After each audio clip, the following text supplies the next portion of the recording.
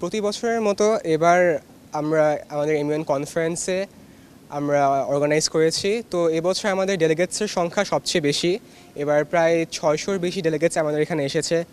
তাছাড়াও আমাদের executive board মেম্বার্সরাও এবারের মেম্বার সবচেয়ে high.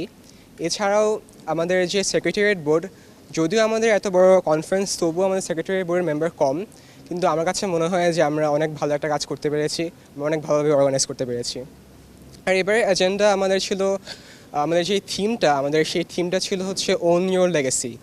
So own your legacy বলতে আমরা আমাদের কনফারেন্সেরই হিস্ট্রি, আমাদের এত বছরের যেই কালচারটা চলে আসছে আমাদের এই 2016 সাল থেকে, সেই এত বছর ধরে যে আমরা স্কমনকে রিপ্রেজেন্ট করেছি, সেই কারণে আমাদের এবারের যে থিমটা সেটা হচ্ছে ওন ইউর লেগেসি।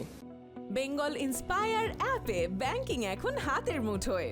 ঘরে বসেই 24/7 ব্যাংকিং সেবা পেতে ইনস্টল করুন এখনই। এই বছরও আমরা এই যাবতীয় কালের যতগুলো ওয়ার্ড প্রবলেমস হচ্ছে সেগুলো নিয়ে আমরা কথা বলবো, যাতে মানুষদের ভিতরে এটা নিয়ে আরও অ্যাওয়ারনেস বাড়ে, যাতে মানুষরা জানতে পারে যে কী সমস্যা হচ্ছে। এটা নিয়ে আমাদের ডেলিগেটসরা কথা বলবে, যাতে ওরা আরও বেশি এটার ব্যাপারে বুঝতে পারে যে ওয়ার্ল্ডের যে প্রবলেমসগুলো হচ্ছে ওটা কীভাবে সলিউশন আনতে পারে ওরা। তারপরে যাতে ওরা যখন বড় হবে, যাতে যদি ওরা আসল ইউএনএ কাজ করতে চায়, যাতে এটাতে ওরা হেল্প করতে পারে।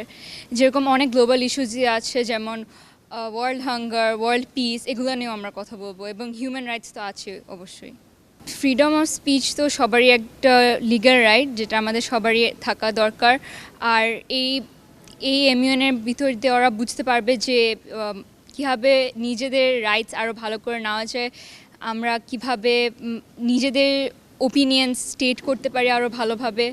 এগুলো আমাদের কনফিডেন্স, এগুলো সবই বাড়বে এমইউএন করলে।